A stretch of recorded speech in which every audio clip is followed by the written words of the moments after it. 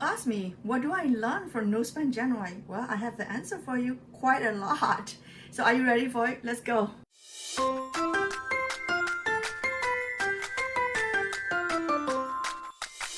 At the end of my video, I was gonna give you some takeaways homework that you can do if you want to practice more of it, maybe in next month or different months if you want to do it. So stick around and I'll share with you too. Just being transparent, I've been budgeting for a long time now, and also I've been doing no spend January or no spend months or no spend year or very low spend almost every year since very long time now.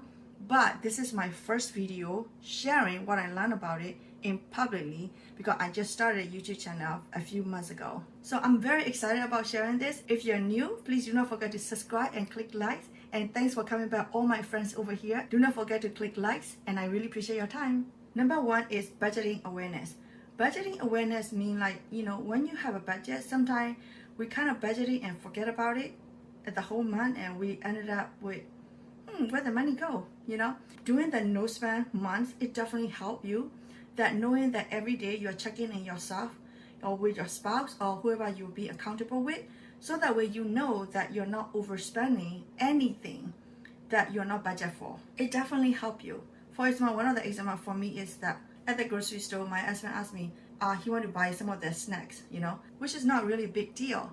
But then, since I'm very aware of my budget, I mentioned, hey, you know what, honey, we had this and that left in the pantry that you can still enjoy it, So that remind him that he said, oh yeah, that's true. Some people might say, okay, well, we don't spend it this month, then maybe we can buy it next month. There's a danger zone, so please pay attention to that, not walking into danger zone quickly as you can. Number two is extremely important, prioritizing as a person what we want in our life. So what does it mean is it's not about the goals, it's not about the money, it's not about how much we have to sell, how much we want to earn money, how much we need to get bonus. It's not about that. Prioritizing as a person, individual as you, what do you want in your life? It could be the inner ones, what we want ourselves internally. It could be like happiness. It could be much healthier. It could be much happier in ourselves. Since you're not spending any money outside to please you, it could be jewelry, so it could be clothing, or it could be extra food, extra snacks. Those things that we're kind of cutting off. So we kind of becoming stripping down, and we're thinking about, this is who I am, and I can do it great things. I can be happy without these kind of things. I think, this is extremely important. We don't usually talk about it. My channel is more like balancing between health and wealth. I just want to point it out. We all can enjoy and know who we are and what we want in our life instead of covering up with a lot of materialism and forget about who we are and kind of buried by it. So by doing kind of no spend months here and there, it definitely kind of help and anti-toxics those materials away from us, and we becoming more prioritizing ourselves. And number three is the wants and needs. What is our wants and what is our needs? One of the examples is that when we went to the park, we saw that there was an ice cream truck coming to the park. Ice cream truck know that when they come and to get the little kids excited to get the ice cream, which is nothing wrong with that. It's doing a great business, for them, and I'm really supportive of it. At the same time, I also am aware of it, what the cost is too. All the kids in the parks are excited. That's natural, right? For kids, right? They are excited, they want to enjoy the ice cream and all the great stuff that ice cream truck can offer. I quietly observing what my son going to react to that ice cream truck. And he was just calm. He wasn't jumping up and down. He wasn't screaming. He wasn't pulling me. He wasn't doing none of those. And so I look at him and I ask a question. I say, are you okay? He said, yeah, I'm okay. And I mentioned that, we have a, sort of rules that we have. He said, yeah, I know. And he shrugged his shoulder and he said, yeah, I know. So he's just totally cool with that, Ice creams are great, but they are luxury. It doesn't mean that we don't ever eat the ice cream. I'm not against with great things in my life. If we ended up going buying it, it's more like an impulse buying, things that we needed at the time. Things that we feel like we needed at the time, but it is not we needed. It was just the ice cream truck came in and to get our attention. And so we have to separate it between wants and the needs. And when we come back from the park, I definitely fixed up the ice cream that we have in the freezer.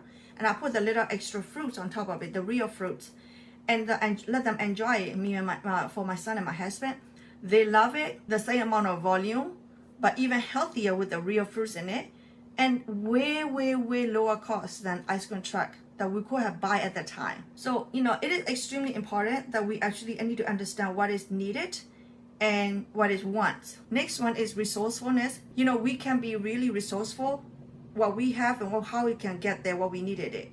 For example, a very simple thing is like the food that we eat every day. So if you have a freezer in the house, especially the chest freezer, the one that it goes into the black hole, it go deep down, you gotta start digging things, what they have, you don't know what is inside anymore.